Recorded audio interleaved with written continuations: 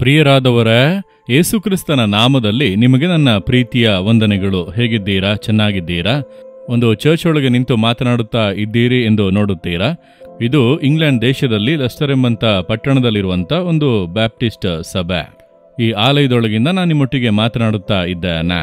London ಮಹಾನಗರದಿಂದ 2.5 ಗಂಟೆಗಳ ಕಾಲ ಕಾರ್ನಲ್ಲಿ ಟ್ರಾವೆಲ್ ಮಾಡಿ ಬಂದರೆ ಈ ಜಾಗಕ್ಕೆ ಬರಬಹುದು.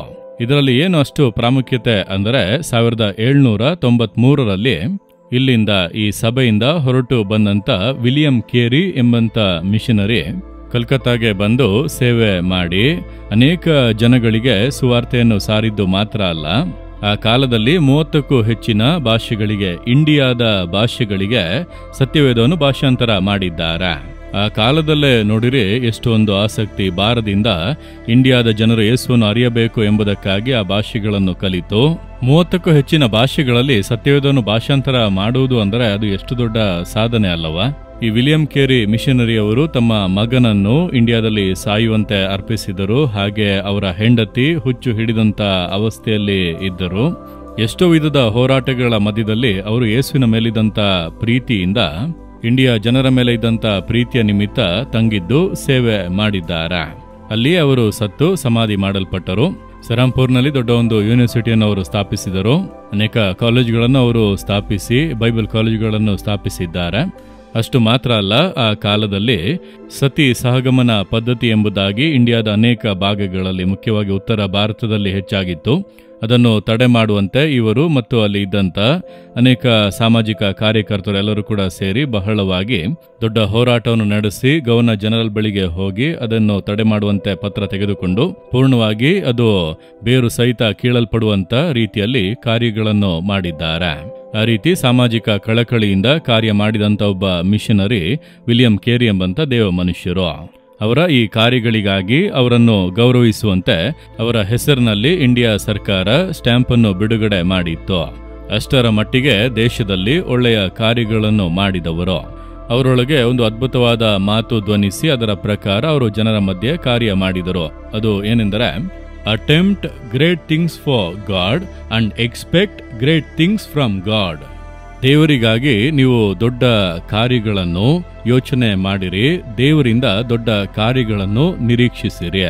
ಇದುವೇ ಅವರ ದರ್ಶನದ ಒಂದು ಮಾತು. ಆದ್ದರಿಂದ ಅವರು ಇಲ್ಲಿ ಹುಟ್ಟಿದರು, ಇಲ್ಲೇ ಬೆಳೆದರು.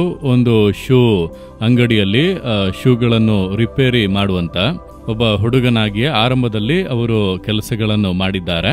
ಆ ರೀತಿ ಒಂದು ಬಡ ಕುಟುಂಬದಲ್ಲಿ ಹುಟ್ಟಿದಂತ ಅವರು ಇಂಡಿಯಾ ಜನರ ಮೇಲೆ ಒಂದು ದರ್ಶನದಿಂದ ಇಲ್ಲಿ ಹೊರಟು ಬಂದು ಅವರು ಸೇವೆ ಮಾಡಿದ್ದಾರೆ.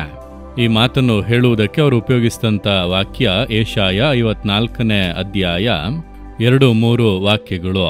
ಅದನ್ನು ನಾನು ನಿಮಗೋಸ್ಕರ ಓದುತ್ತೇನೆ.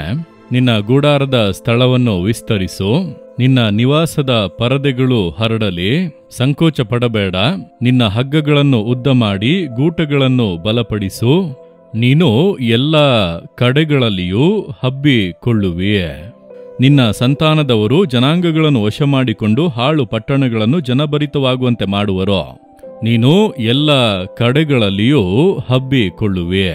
ದೇವರು ನಿಮಗೆ ಮಾತು ಕೊಡುತ್ತಾ ಇದ್ದಾರೆ, ನನ್ನ ಮಗನೇ, ನನ್ನ ಮಗಳೇ, ನೀನು ಹಬ್ಬಿಕೊಳ್ಳುವೆ. ನೀವು ಏನು ಕೆಲಸ ಮಾಡುತ್ತಾ ಇದ್ದೀರಿ? ನೀವು ಓದುತ್ತಾ ಇದ್ದೀರಾ? ನಿಮ್ಮ ಜ್ಞಾನವನ್ನು ದೇವರು ಹೆಚ್ಚಿಸುವರು. ನೀವು ಕೆಲಸ ಮಾಡುತ್ತಾ ಇದ್ದೀರಾ? ಕೆಲಸದಲ್ಲಿ ದೇವರು ಸಾಮರ್ಥ್ಯವನ್ನು ಹೆಚ್ಚಿಸಿ ನಿಮ್ಮನ್ನು ಅಭಿವೃದ್ಧಿ ಪಡಿಸುವರು. ನೀವು ವ್ಯಾಪಾರ ಮಾಡುತ್ತಾ ಇದ್ದೀರಾ?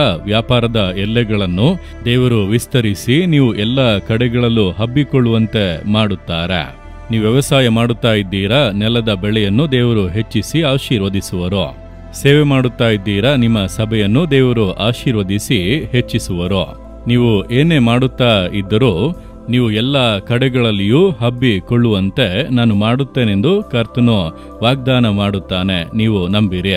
ದೇವರಿಗಾಗಿ ದೊಡ್ಡ ಯೋಜನೆಗಳನ್ನು ಮಾಡಿರಿ, ದೇವರಿಂದ ದೊಡ್ಡ ಕಾರ್ಯಗಳನ್ನು ನಿರೀಕ್ಷಿಸಿರಿ. ಇಂದು ಎದುರು ನೋಡುತ್ತೀರಾ? ನೀವು ಎದುರು ನೋಡುವುದಾದರೆ ದೇವರು ದೊಡ್ಡ ಕಾರ್ಯಗಳನ್ನು ಮಾಡುವರು.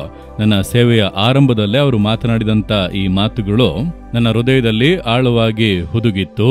ಆದ್ದರಿಂದಲೇ ನಾಲ್ಮಾವಡಿ ಎಂಬಂಥ ಚಿಕ್ಕ ಗ್ರಾಮದಲ್ಲಿ ಇಂದು ದೇವರಿಗಾಗಿ ಎಷ್ಟು ದೊಡ್ಡ ಕಾರ್ಯಗಳು ನಡೆಯುತ್ತಾ ಇದೆ.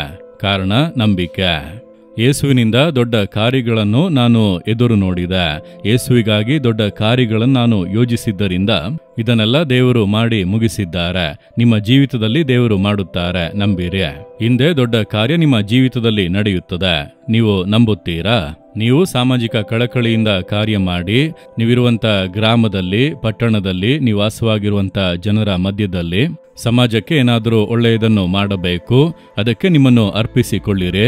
ಆಗ ದೊಡ್ಡ ಕಾರ್ಯಗಳು ನಡೆಯುತ್ತವೆ. ನಾವು ಪ್ರಾರ್ಥಿಸೋಣ. ಕಣ್ಣುಗಳನ್ನು ಮುಚ್ಚಿ ಪ್ರಾರ್ಥಿಸಿರಿ. ದೇವರೇ, ನಾನು ನಿಮಗಾಗಿ ದೊಡ್ಡ ಕಾರ್ಯಗಳನ್ನು ಯೋಜನೆ ಮಾಡುತ್ತೇನೆ. ನಾನು ನಿಮ್ಮಿಂದ ದೊಡ್ಡ ಕಾರ್ಯಗಳನ್ನು ನಿರೀಕ್ಷಿಸುತ್ತೇನೆ.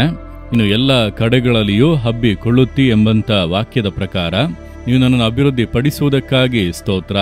ನಾನು ಬಾಳುತ್ತಿರುವಂಥ ಈ ಸಮುದಾಯದಲ್ಲಿ ಜನರಿಗೆ ಒಳ್ಳೆಯದನ್ನು ಮಾಡುವಂತೆ ಕರ್ತನೆ ಉಪಯೋಗಿಸಿರಿ. ವಿಲಿಯಂ ಕೇರಿ ಅವರನ್ನು ಇಂಡಿಯಾಗೆ ಕರೆತಂದು ಅವರನ್ನು ಉಪಯೋಗಿಸಿ ಆಶೀರ್ವದಿಸಿದ್ದಕ್ಕಾಗಿ ಸ್ತೋತ್ರ.